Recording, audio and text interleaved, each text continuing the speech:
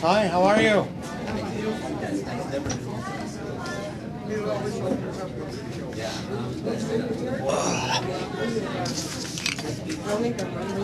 Dig in.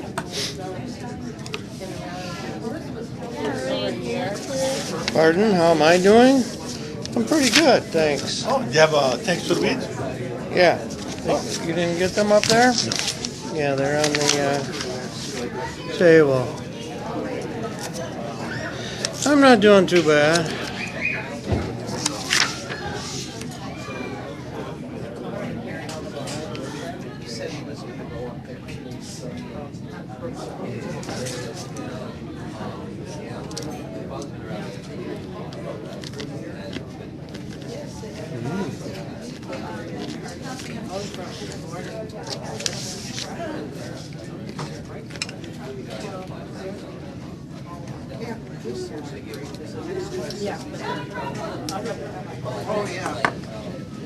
No, that's somebody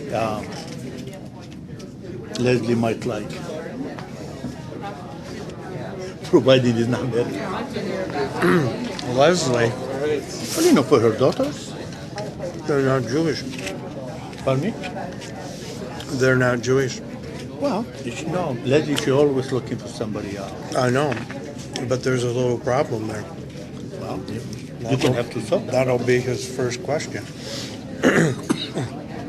You're going to have to solve that problem. Just want to say welcome to y'all. Thank you. Thank you. How you doing? I don't think we've met Glad to before. be here. Hi, Morgan. Nice to meet you, Morgan. Welcome.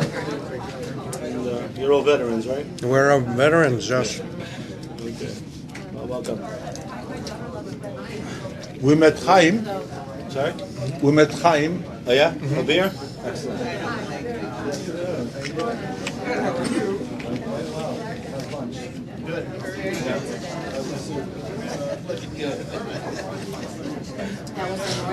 All the kids that are here, they don't have kippahs on, why? Or they don't have to when they're little? One person who didn't enjoy it. I forgot to make my kippah again today. I told me you should have a bath with your kippah. Can you have a treatment? Good to see you again. Yeah, exactly. How's everything? Good. So she was after class, right? You could do that, but you need to exactly. We're done working. He's Will do. Know the answer. Don't be that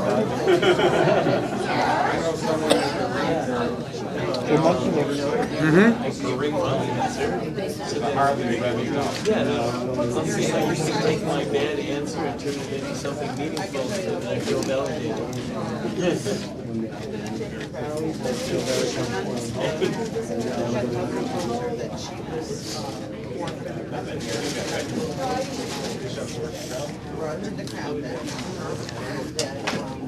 She does have a surviving baby, so she goes to look up her email. They know her parents are buried. She does a voice of the sky. And then she So Shelley changed her mind? She was not coming today? I did not talk to her. She talked to my wife through the taxi, saying where she can register to come. So I give her the phone number. And then when Linda figured out she can't come today, she texted her. She told her, oh, you can take my place. She come.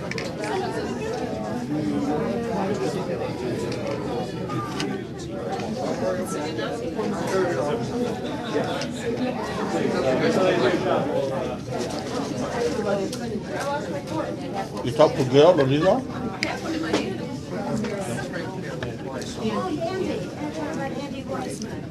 But they're aware they're aware the class starts at 2 o'clock.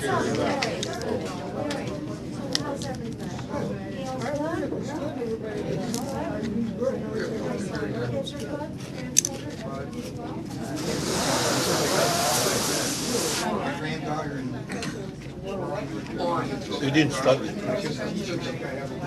Did you start it? Yeah, because I can cut it off. I don't want to start it late.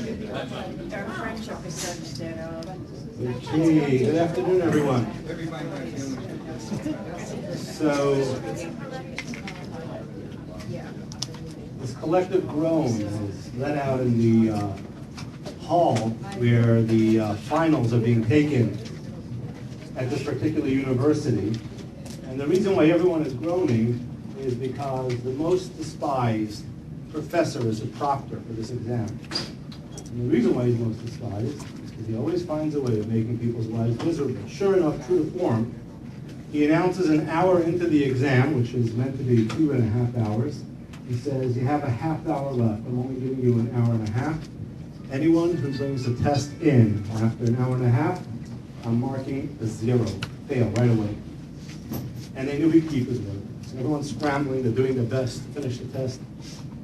And they get it in. There's this one person, took an extra 2 minutes. She walks up, and she says, please, it's only 2 minutes after you said, can you please accept my test? He says, no, I'm going to give you an F. She says, excuse me, do you know who I am? He's a little startled. He says, no. She says, do you know who my father is? He says, no. She says, great. She picks up a pile of papers midway, slips her test right in, and shuffles it and covers it. Do you know who I am? There's a question that has been a very Jewish question for all of our history. But not so much, do you know who I am? But it's a question that we all ask each other, do you know who you are? Do you know what it means to be Jewish? Do you know where you come from? What your legacy is? What has shaped you? What has contributed to the way you think? And one of the sessions in sort of this 3-track series that we're doing, and this being one of them, is examining stories that help shape the way children and even as adults, Jewish people receive values and lessons. And we mentioned last week when we introduced the series that stories in Western culture and every culture impart values, impart perspectives. They're a reflection of the ethos of a culture, and they also contribute to that culture. The stories we tell our children, the stories we share, reflect, but even more importantly, contribute to the way we think and feel about things. And what this series is about is examining a collection of ancient stories, stories that go back to Talmudic times, stories that go back 2,000, sometimes longer, years, and examining from that perspective, what were the stories that were part of Jewish life, Jewish thinking, Jewish upbringing, and what does that tell us about who we are today? What is the legacy? What are the lessons that remain eternal for us? So, this story, which everyone should have a handout. So there's a handout and then there's sort of this appendix. So we're going to look at the one that's titled Matzo for the Soul, to get the title of the series. The other one is something I may make reference to in our session, so just to be clear. So what we're not doing is we're not reading the text out loud. I'm sort of going to tell the story, but it's important that everyone have the text. So first of all, you see that it's sourced. Whenever someone tells a story, they can't say it exactly the way the text describes it. The text is designed to elicit some reactions, to pick up on certain nuances, and has many levels of depth, which is not our purpose. We're not here to study text. We're here to study the story. So I'll just say it in my own folksy way, if you don't mind. But you have the text if you want to know exactly the way it was transcribed. So the story goes like this. This is a story about King David. Okay? But it's before he was king. And it's a story where he's sitting in a garden and he notices this play out of nature in front of him. There was this spider that was attacked by a hornet or a wasp, and the wasp is eating the spider. Well, as he's watching that, along comes someone who is not all well. Some translations say the same, or whatever. Comes along with a stick and chases away the hornet. Okay? At which point, King David says something very harsh, and he's called on it. But what he says is he turns to God, and he essentially says, why did you create hornets spiders, and people animals. And he says, what benefit do they provide? And he says, a hornet, I mean, like a bee, at least it makes honey. Okay? So we can live with it. We get it. A hornet doesn't. It just stings. It's just destructive. What's the purpose of it? Why is that a good thing? A spider, the way he puts it is that it spins and weaves its webs, but it's not useful. It's not material. It can't be worn. And then he says something that should be most troubling for us to hear. Is he says, what's the purpose of people who are in sin? What benefit? We just destructive. At which point he's harshly rebuked by God, who says, you're ridiculing your fellow creations. And then what unfolds is a story into David's life where he learns the lesson. And there's sort of three parts to the story, three separate events that come together. The first event is when King David famously had to flee for his life because Saul, who was the king at the time before David, viewed David as a threat and pursued him with his army and wanted to catch David and kill him. So David had a series of running. I actually visited some of those caves in that area just 2 weeks ago where David was running from Saul. And he runs into this cave to hide from Saul, who's pursuing him. Saul comes looking, he's looking for this cave. And what happens is, miraculously, this spider comes and wins the spider marathon for spinning webs. Very quickly spins a web across the whole opening of the cave. And when Saul comes across that, what does he say to himself? There's no one in there, right? No one could have gone in there without tearing it apart. There's no one in there, and he moves along. So who saves King David's life? The spider. Okay. Then part two of what happens. David is similarly, I mean, it's part of that same story where he's running from Saul. One of the tactics that David tried to employ was to demonstrate to Saul that he, David, had no ill intentions against Saul. And he understood that Saul perceived him as a threat. So he wanted to show him, look, I mean you no harm. And one of the things he did is he snuck into Saul's camp when Saul was sleeping, went and got his water bottle, snuck out with it, and then climbed up a mountain that was far away enough that Saul couldn't reach him, but close enough that he could hear him, and shouted out to him, and he says, look, I'm holding your water flask. I was there while you were sleeping. If I wanted to hurt you, I couldn't. I don't do harm. But it didn't go as planned, because when he snuck in, Saul had protection, he had security. His main man was a man named Abner. Anyone know anything about Abner? Abner was a very large and powerful person, very strong.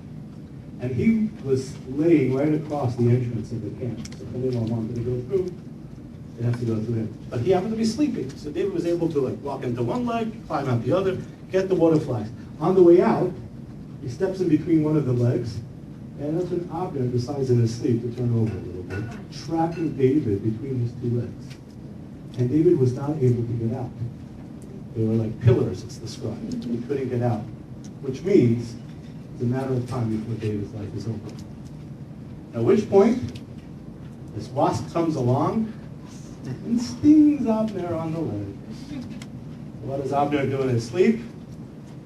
He turns back over, he lifts those legs, David scurries off, and his life is saved by a wasp.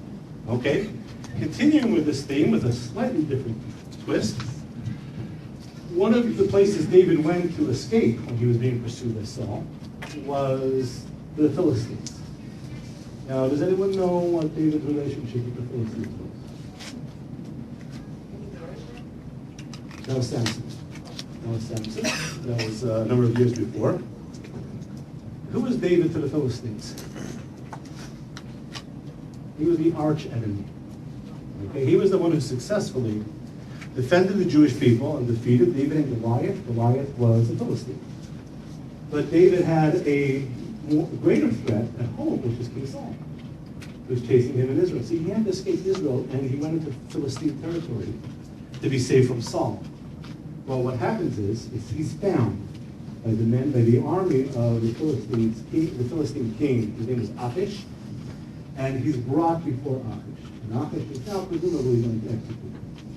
So what does David do? What's his hope? How does he escape from this? They've got him. So his strategy is he tries to impersonate someone who he isn't. To try to convince them he's not really David. So he starts acting insane. He starts acting insane where he's trying to fool them. It's like, they tell these stories how people try to avoid the draft, right? And then this guy comes in and says, oh, I can't see anything, I'm blind, I can't go to the army. And they say, oh, okay, you'll get an exemption, so you need to sit over there in the blue chair. He goes, okay, thank you. And he sits right. So he's trying to get an exemption here, saying, look, everyone knows David is pretty sharp. He's not the same guy. He's acting like he's insane. So he does this act. As it so happens to be, it's a very sensitive thing, because Achish himself had a daughter who wasn't well, and she was considered mad. So when his first reaction when he sees him coming in with this person who's acting mad, he thinks they're coming to mock him. He says, you're coming to mock me because my daughter has this condition? He says, don't have enough crazy people here? So his men get all flustered by it. They leave David alone for enough time for him to flee and escape Israel.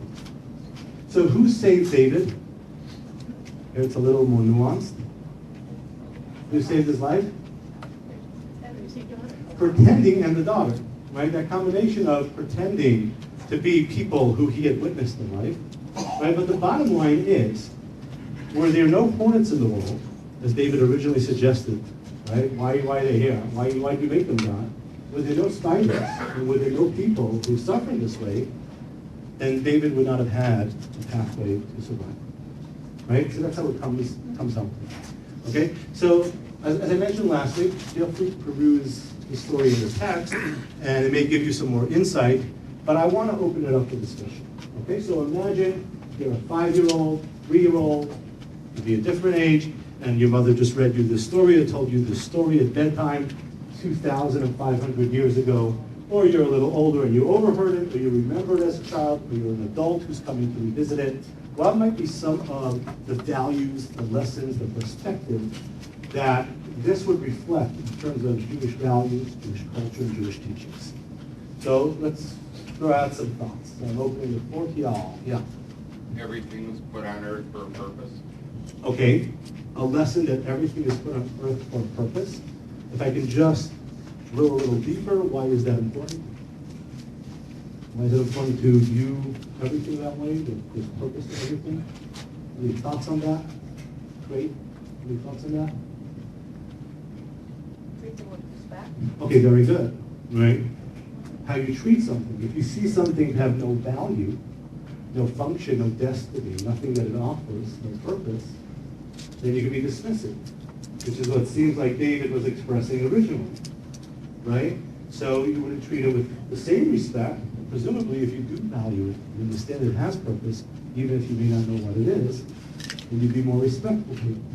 You can imagine a kid seeing a spider the next day, and the day before he was the type of kid who would go, right? And today he's like, there's a spider. Maybe even watches it a little bit and learns something. Okay, very good. What else? What else may the story be bequeathing to the listener? Yeah? There's a couple of things. First is the world, the interconnectedness in nature and everything. We have a relationship to everything in nature. Everything sentient is a connection to us, whether we can understand it or not. So, And also, yeah, go ahead. and also seeing that there is God in everything. God is in everything. There's a divine something. Okay, so those are two great things. I want to take them each for a moment and sort of provide the opportunity to discuss it. So the first idea is the connectedness. What does a spider have to do with me? What does a hornet or someone who I don't relate to, what do they have to do with me? So here's a story where it relates very much. So the lesson that's brought home to David is there's a connectedness. So, you know, I'm not a not proficient in this area of science, but you may have heard of the butterfly effect, right? The idea that a butterfly can flap its wings on one side of the world, and a few months later, it's the cause of a hurricane on the other side of the world. I'm sorry? It's not true? So it's good I said I'm not an expert on this. So, if you don't mind sharing. It was a theory that Okay. it makes sense on a microcosmic way, but not in the macrocosmic, not in the obvious. Okay, It doesn't really cause a tornado exactly. Okay, so if I understand correctly, because I came across this too, Okay. is it saying, there is no scientific direct connection, but it's a statement saying we don't know how things interconnect. And it could be. So the butterfly effect is a statement precisely of what we were saying, and is that it could be. It's not that we can ever trace the hurricane, right, is what you're saying to this, but we can't say it isn't, and we can assume that there were things that contributed to the hurricane that we can't identify. And the point is that there is an interconnectedness. So let's just, any thoughts on that, and why might that be important? So the first idea was that there's purpose. It does have purpose, and I think the first idea stands even if we don't know what the purpose is. It's just knowing that something has purpose is a call to us not to disturb that purpose by disturbing it. But this is another angle. This angle is that there's an interconnectedness. I and the butterfly, or the spider, we're connected. We should feel some type of, I don't know if it's camaraderie, but some type of connection. And that, why is that important? Why is that important to see things that way? And is it really a correct way of seeing things? Any thoughts on that? I can't hear them very well. Can you hear them better? When you want your children, would you consider that a healthy perspective for your children to view things around them, whether obvious or not, that they're connected, and say, yes, we're all connected somehow? And if the answer is yes, why? Why do you think this is beneficial or important for people, for child, people who see things like that?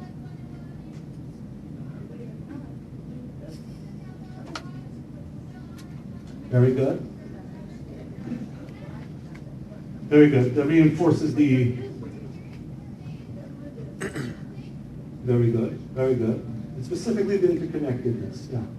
Because things are not as, we don't see the things as they are. We see things the way we think they are. And when we think differently, they are different. So by thinking that we're connected, it allows for Things more aren't of as the they are, right. benefit of that connectedness. Because if we see it, the spider on Tuesday before the story, it's Yeah. gonna be the same spider on Wednesday after the story. What's changed? So it's a very different spider. Very true.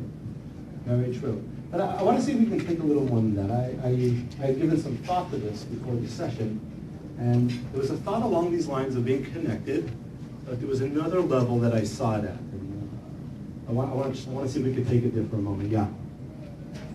I think that can carry over to how we treat each other, to respect and believe that everybody has a purpose, and you might not like someone, you might not like what they're doing, but we need to respect each other. Very good. Very good. Let me approach it from a different angle. Okay. If we step away from the bedtime story and we approach this as students, mature students, I think a very fair question to ask on this story is, it doesn't really make sense. Meaning, yes, David owed his life because of, you can call it the miracle of how this happened, but does that really explain? If I came to you and I said, why should I respect the spider? Would the answer be, because later in your life, it will save your life? Or it might save your life? I mean, is that the real answer? Is the real answer why you should respect the hornet? Because it might save your life? And even more important, the reason why you should respect people who suffer from psychosis, because they might save your life. Is that the reason?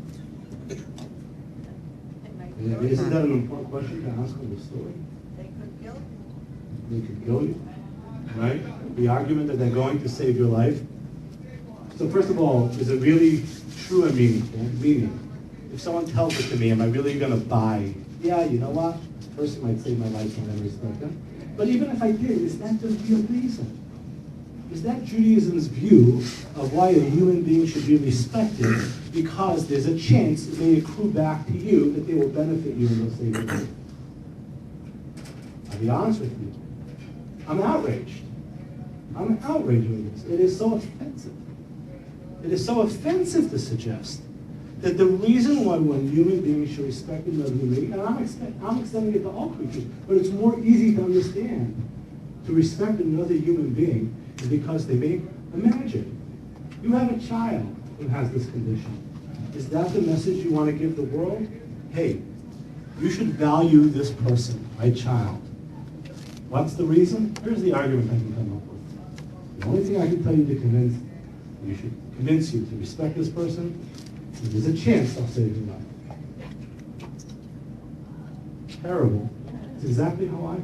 Does that resonate? Does what finally resonate with you? The chances that could have been you. So that's a different perspective, right? That's a perspective they relate to this person because the fact that you don't have that condition is something that you're blessed with. Imagine for a moment you did. It could have been you. There may be a different approach, but that's not what it's saying here. It seems to be saying something that's so artificial and self-serving as opposed to an honest and true respect for the internal value, or intrinsic value that should be recognized. So that's another angle I'm asking this question because the idea of interconnectedness is something I want to elaborate on, and I think that this question may lead to an understanding that will get us there. So any thoughts? I mean, and by the way, this is also very Jewish thing. You hear a story, right? It sounds good, don't accept it, right? No, and it's very important because there could be this subtle message. If you don't stop and think, you could walk away.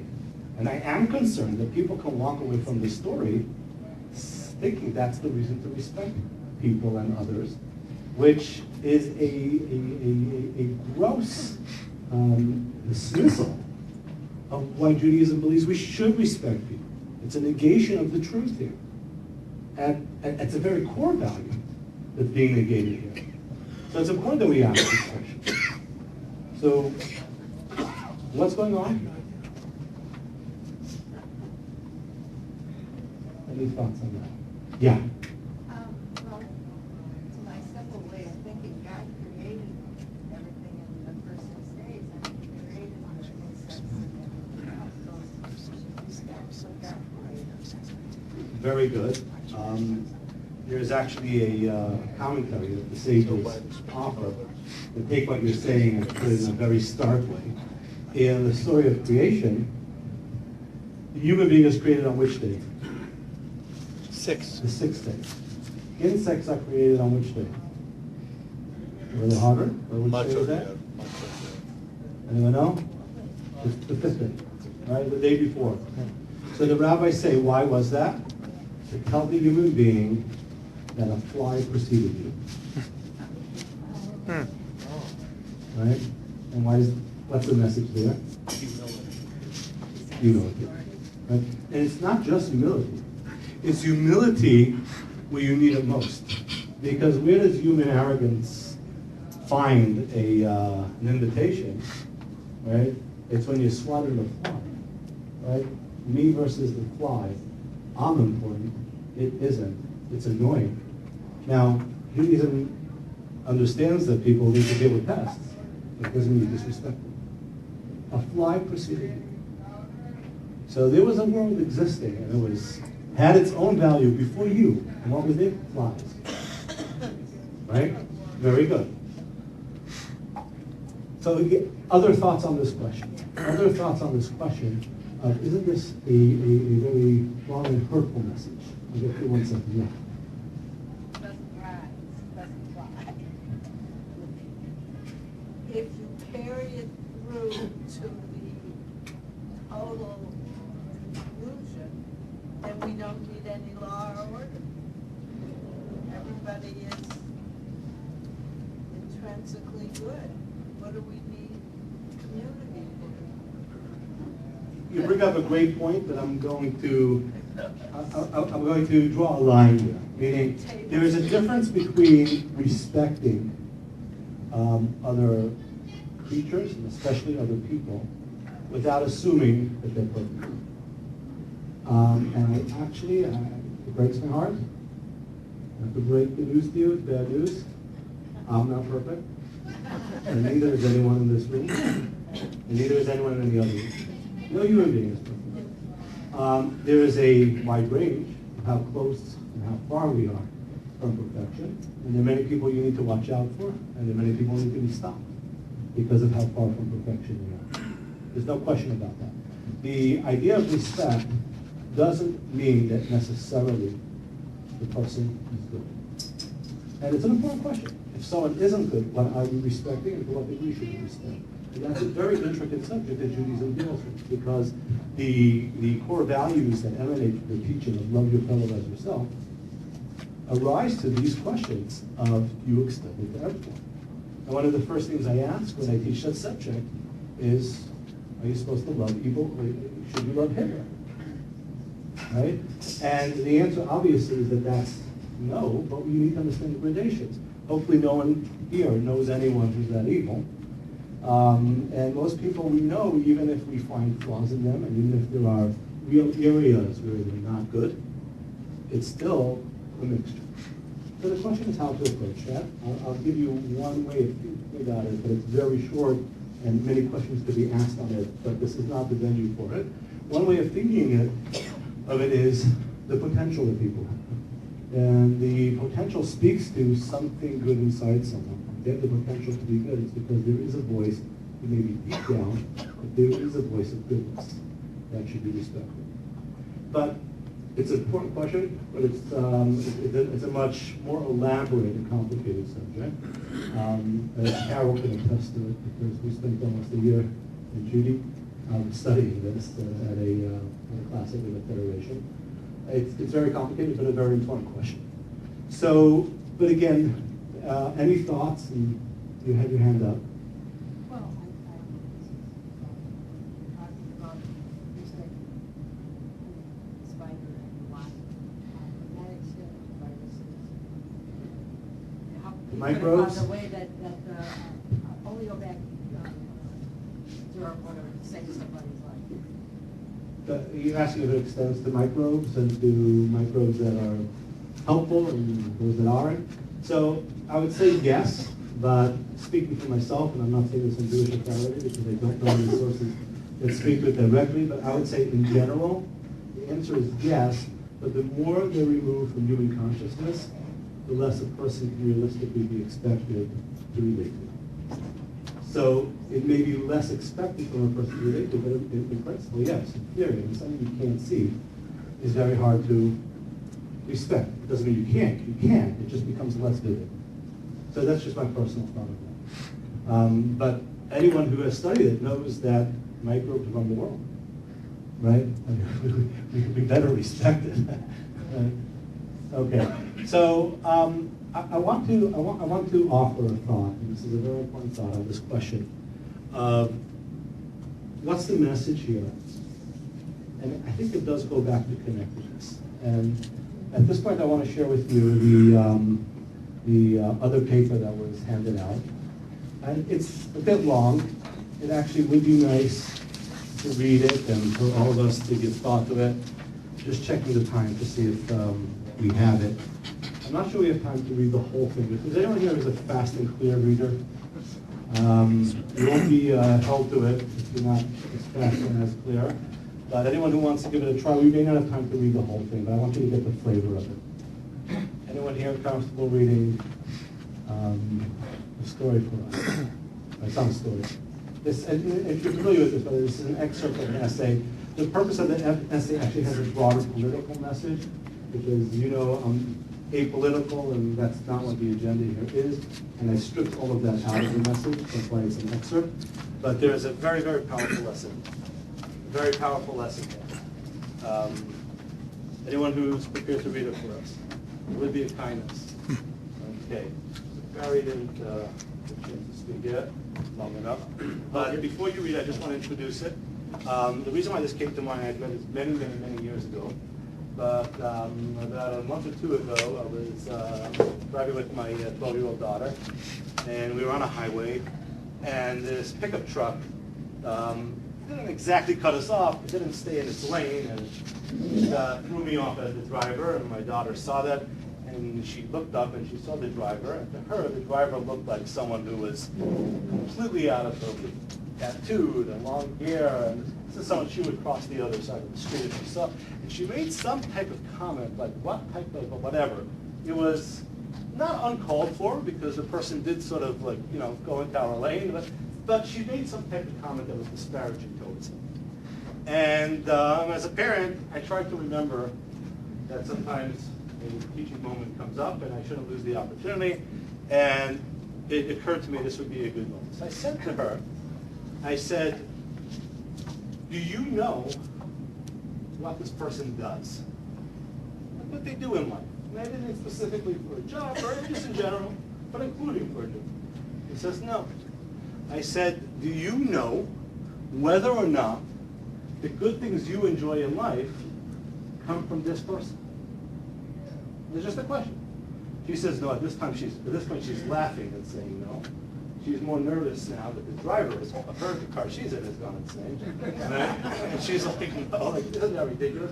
He's some stranger, and some strangers are more strange than others in her mind, and this is a real strange stranger, and what are you talking about? And where I was going with this is a teaching that the rabbis share in the Talmud. And the rabbis share the following teaching, and I'm using this as an introduction to this write-up, which I think captures a lot of them. The rabbis tell of this great sage Ben Zoma.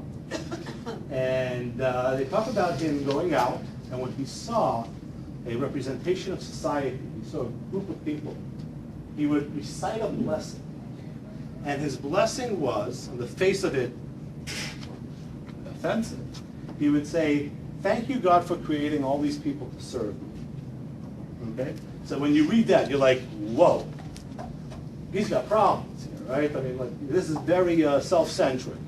But it's when you read on, and it elaborates and explains as follows. He was actually expressing not a superiority, but a humility and gratitude to all these people. That was what it said. Thanking God, acknowledging all these people, they benefit. And he goes on to say as follows. The blessing continues, and he says as follows. He says, imagining the first person, right, Adam, if he wanted a loaf of bread, what did he have to do to get that loaf of bread? Make it himself. Well, even before making it himself, he had to plant the wheat himself.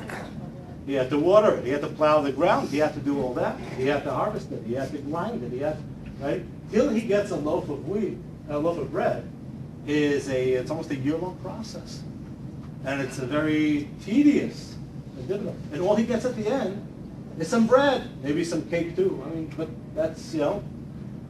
And then if he wanted to wear something, he wanted some clothing, how would he get clothing?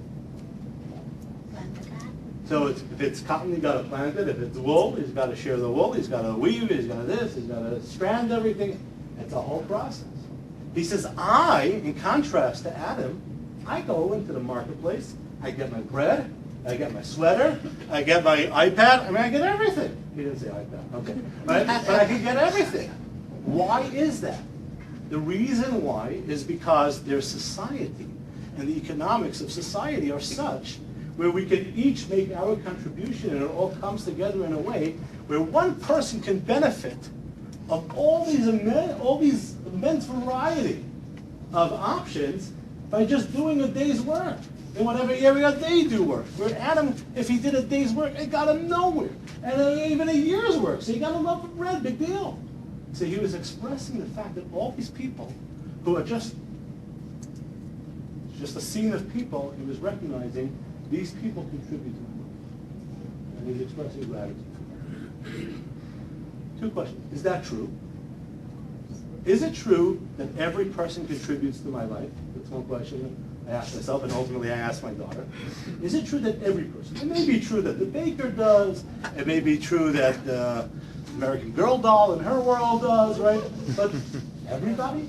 I mean, some guy who, I don't know what they do. I mean, can you really connect everyone? Right? And that was the argument I was suggesting to them. You can't. And that's really what this teaching in the Talmud is saying, because he's looking at a random group of people and he's making this statement. He's not saying, let me first find out who these people are and what they do. This is presented that it would apply to everyone. So first of all, one question is it true? And then the second question is, does it matter? So this article, or the excerpt of it, is something that just blew my mind, and I want to share it with you. If you've seen it before, it's well worth reading again. I do it often now that I've relatively discovered it. And if you haven't, it's just incredible. And let's start reading it. We'll give it about 4 or 5 minutes. So Barry, we'll see how far we get. But I want to make sure we get a bit of the flavor, and then we'll bring it back to discussion. Thank you, Barry. I Pencil by Leonard Reed. My family tree begins with what in fact is a tree, a cedar of straight grain that grows in Northern California and Oregon. Now contemplate all the saws and trucks and rope and the countless other gear used in harvesting and carting the cedar logs to the railroad siding. Think of all the persons and the numberless skills that went into their fabrication. The mining of ore, the making of steel and its refinement into saws, axes, motors. The growing of hemp and bringing it through all the stages to heavy and strong rope. The logging camps with their beds and mess halls, the cookery and the raising of all the food. Why, untold thousands of persons had a hand in every cup of coffee the loggers drink. The logs are shipped to a mill in San Leandro, California. Can you imagine the individuals who make flat cars and rails and railroad engines, who construct and install the communication systems incidental thereto? These legions are among my antecedents. Consider the mill work in San Leandro. The cedar logs are cut into small pencil-length slats, less than 1/4 of an inch in thickness. These are kiln-dried and then tinted for the same reason women put rouge on their faces. People prefer that I look pretty, while not a pallid white. The slats are waxed and kiln-dried again. How many skills went into the making of the tint and the kilns, into supplying the heat, the light, and the power, the belts, motors, and all the other things a mill requires? Sweepers in the mill among my ancestors? Yes, and included are the men who poured the concrete for the dam of a Pacific Gas and Electric Company hydro plant which supplies the mill's power. Don't overlook the ancestors, present and distant, who have a hand in transporting 60 carloads of slats across the nation. Once in the pencil factory, $4 million in machinery and building, all capital accumulated by thrifty and saving parents of mine. Each slat is given 8 grooves by a complex machine, after which another machine lays leads in every other slat, applies glue, and places another slat atop. A lead sandwich, so to speak. 7 brothers and I are mechanically carved from this wood-clinched sandwich. My lead itself, it contains no lead at all, is complex. The graphite is mined in Ceylon. Consider these miners and those who make their many tools and the makers of the paper sacks in which the graphite is shipped, and those who make the string that ties the sacks, and those who put them aboard ships, and those who make the ships. Even the lighthouse keepers along the way assisted in my birth, and the harbor pilots. The graphite is mixed with clay from Mississippi, in which ammonium hydroxide is used in the refining process. I'm going to ask you to stop right there. Are we getting the feel for it? Yeah. So I'd like to jump ahead, Barry, if I can ask you to kindly and read the last section. It starts with "No one knows." No one knows. Does anyone wish to challenge my earlier assertion that no single person on the face of this earth knows how to make it? Actually, millions of human beings have had a hand in my creation, no one of whom even knows more than a very few of the others. Now you may say that I go too far in relating the picker of a coffee berry in far-off Brazil and food growers elsewhere to my creation. But this is an extreme position. I shall stand by my claim.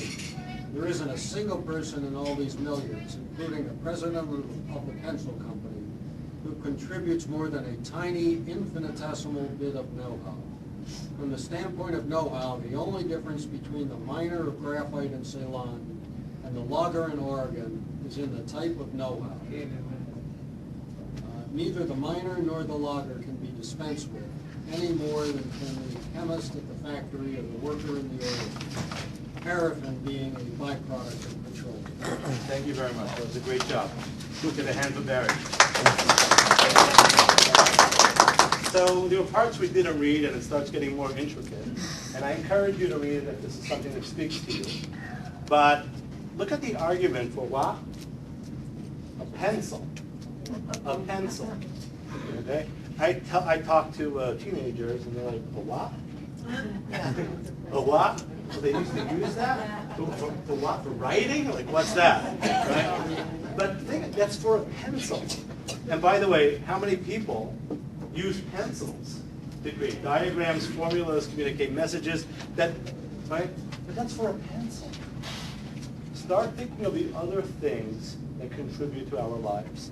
And is it really a bold statement to say that in a way, and in some cases many ways, every person is connected to everyone else?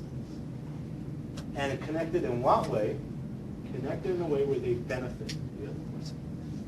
And by the way, this flips also, it's also for bad things. It's also for bad things. But the perspective Benzoma was looking to welcome, not necessarily the exclusion of bad things, but was a foundation of that I'm connected to every person that I see. I'm seeing a multitude of people. I'm connected. And I'm connected in a way where I want to be grateful. I want to recognize that it benefits me. Okay. So that's the argument for the presentation. I asked two questions. Is it true? And then does it matter? So in terms of is it true, so I submit this to you for your consideration. It could be true. It could be true. This is just a pencil. Think of everything else all of a sudden. It's incredible. But why would it matter? And in the context of the way it's Talmud, why would a rabbi go out of his way and recite this blessing? And why would this be shared for posterity as a perspective that this rabbi has? Why would it be shared in the Talmud for Jewish people? Is it that important? Does it matter? Does it matter whether we look at other people that way, whether we look at all members of society that way, or we don't? What difference does it make? If you assume this perspective, you do what this rabbi did and recite this blessing in a mindful way, or you don't. Does it matter?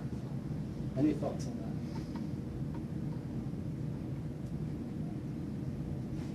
It matters. It does matter. It does matter. How and why? And I want to say, I'm asking the question, I've thought long and hard about this, and I found it to be a very, very subtle, but also very powerful once you're able to penetrate idea, at least for me. So I don't mean to put you on the spot when I'm asking. This is the type of thing that, had you asked me, ultimately I would have said, I'm not sure, I don't really know, I need to think about it. So I'm not putting you on the spot, but at the same time, it's important to think about it. We're going to appreciate what it might offer. Let's give it the respect and think about it a little bit. Why might it matter? And I suggest in a very profound way, why might it matter whether you take a moment to view others as being beneficial to you or you don't? And again, it's very important. Just because they're beneficial to you doesn't mean they're good. It doesn't really change who they are because they contribute. It doesn't change that this guy almost cut us off and my daughter still thinks that he's some, whatever. Whatever she thinks is still present. The things she sees and she assumes may be true. So it doesn't really matter if he's helping her in any way in her life. Doesn't matter. Why and how? I think it's important that we don't think we're independent of all of the helpers, that we both provide, and all kinds of things are surrounding us constantly, that someone did for us, or something did for us. Very good. And sometimes we think how clever we are. I used to teach teenage little kids. Yeah. And they all thought they were independent because they wore jeans and they said bad words. And they thought they could make it on their own. Doesn't work. And they're sitting there with braces, $4,000 worth of braces. Who's doing that for you? Very good, very good. You want to add to that? Yeah. I think that it creates an attitude of gratitude. And when you feel grateful and gratitude, just that's enough to uplift your soul. Just say, Okay, it's uplifting. thank you. It's uplifting. Does it take a person a little further in a certain direction that can make all the difference? Besides being uplifting, besides the gratitude of itself, when someone is grateful to someone else, is there something else that happens besides the feeling that you just described? Yeah. I think it helps us to see our humility, that we should all be humble. And Very true. Our humility, very true, and that may be a very big part of this. I want to suggest there's something more. Can you restate the question? The question that is flowing out of this doesn't matter if you view other people as contributing to your welfare. Even in a way, and I want to add, it's even a way where I don't think you can argue you have to be grateful, because they're not doing it for you, they don't even know about you, they don't care about you. It just so happens to be the way the system works, is they are contributing. Now, this is a suggestion to feel grateful, but I don't know if you can really make the argument that you should. But the question is, doesn't matter. So I'll tell you what I think. Do you want to think about it a little more? I'll tell you what I think. You tell me if you relate to this. This has happened to me more than once in my life, where, I meet people, I know people, neighbors of mine. Some neighbors mow their lawn on time, some don't. Some rake their leaves into bags, some rake them onto my lawn. Right? You get to know people, and every once in a while, in the back of my mind, if I catch myself, and maybe I'd say I really shouldn't think that way, but I'm thinking, I don't see what people see in this person. I know some people, they're good friends, I don't see it. Okay? And then, one day, I wake up, and my car is under 3 feet of snow. I still try to get out of the driveway anyway. I got a class to give. No one is coming to the class, but it's their business. I got to go, right? And I try to get out of my driveway without shoveling it enough. Guess what happened? Right? And I'm spitting out. And there I am. Well, there's two problems with spitting out. One is you stop. Another one, at least I start feeling embarrassed. Right? Because now it's a scene. Everyone comes by, everyone's looking. What was he thinking? Like, okay, so now I'm like in a little bit like, whoa. Guess what? That same neighbor was like, and I'm like, what do you see in the guy? He comes out and goes, oh! Right? And he comes and he takes some cat litter and some cardboard and he starts pushing. 2 minutes later, I'm out. He did a kindness to me. The kindness aside. As time goes by, I start seeing qualities in this person. And also I'm like, swell guy. And yes, part of it is the kindness itself told me something about this person, but it's so much more than that. I start seeing so many other qualities that were always present that I didn't see before. Why is that? Because you were focused on the negative. So that's good, but I don't know if that was always true, that I was focused on the negative. It was just that I didn't see it, I didn't see it. I was looking at the person, I didn't see it, but now I'm seeing it. What happened? And he did something nice for you. He did something nice to me, okay, I saw that, but now I'm seeing other things that were just as present that I didn't see. I looked at the person, but now I'm seeing things that were right in front of my eyes that I didn't see. I have a new pair of glasses. I'm seeing things that weren't there, but I didn't see before. Why? You were judgmental. Be open to. It was judgmental. It's true, it's true, it's true. You're getting to know him, whereas before you just saw him, but you didn't. Okay, I'm thinking deeper, but even the people that I've given some thought, and I really just didn't see it. And I'm confessing, I'm embarrassed that I didn't see qualities in people that were present. There's something else that happened. There's something that happened, yeah. Once you get familiar with anybody, you're going to learn all the good things he has that you did not see before. That's true, but I'm submitting to you that even if we found ourselves stuck in the same bench on a city bus and we were next to each other and we talked for an hour, I still wanted to see it the same way. Even if I was familiar and had spent the time. You don't think you were looking for positive after he helped you? I think I was looking for positive after, but why? You're right. You changed, not him. My attitude towards this person changed. Before, in the back of my mind, it wasn't just, why do I see it? Why should I care about this person in the first place? Convinced me that I should care about this person. Once I'm going to take this person seriously, maybe I'll see their qualities. But when this person helped me, I was in a pinch, I was in need. I had that moment when I saw this person helped me. I'm very relevant, so, right? That's what somebody's point. This person is now real. This person is real. This person entered my radar screen in a real way, in a way I have to confront. This person is real. The fact that it's with kindness makes it even better. Could it not be that that's what Benzoma was searching for with his life? It wasn't about the gratitude for what you do for me because you have to contribute to the pencil I use. Can we really make the argument you should be grateful for that? I would have a hard time making that. You didn't do it for me, you didn't know me, you're just doing your job. I don't see that. But if I can get myself, just light up that part of my brain that can start looking at people in a way that's fundamentally receptive to who they are, what this could lead to is what's important. This could lead to seeing qualities in people, ultimately respecting them for their true value. But the gateway for me was I had to get to the point where I saw them as beneficial. So, like I said, it's a very subtle thing. It took me a while to understand it when I was thinking myself. I still don't feel like I'm articulating it perfectly. But this is something I want to share, and if this resonates at all, taking it back to the story of Benzoma, the lesson of Benzoma, specifically to the story of David. The question I asked is the reason why you should value another creature, and especially another human being, because of the help they may provide you. The answer is no. But if you think of them that way, you will see the reasons why you truly should value them. And I did this exercise with some people, and it was totally clear for them. And I share with you, I'm not going through the exercise. The exercise would take a few minutes. We've got a minute left. I just want to share with you. I asked, did people come to me from time to time and talk to me about issues they have? So some people come to me and said something along the line, each person is different. You know what, I really just can't stand someone. It could be their sister, mother-in-law, it could be their brother, it could be, sometimes it's even themselves. I can't stand this person, okay? So I asked them, and they want to. They want to be able to go through life without, so I said, is it a fact, yes or no? God forbid, you drop down to the floor in front of them with a heart attack. Would they call 911, yes or no? And in all these cases, it's yes. So do you realize what they represent? The odds of it happening, hopefully, are very little. But you should know, this is a person that represents someone who would try to save your life.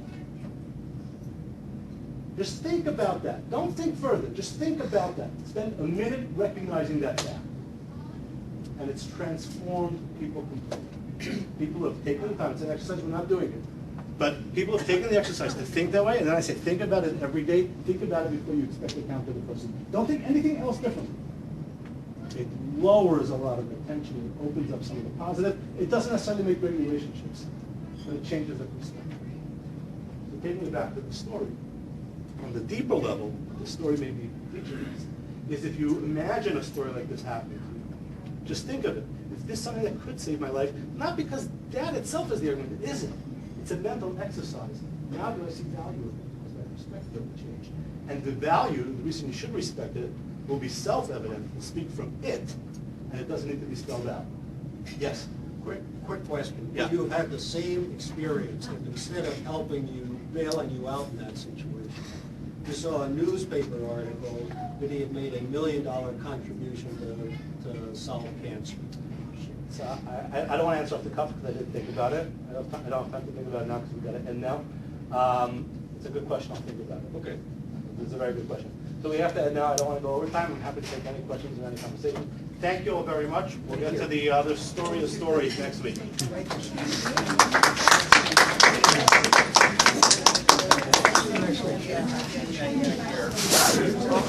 I like the message. The message.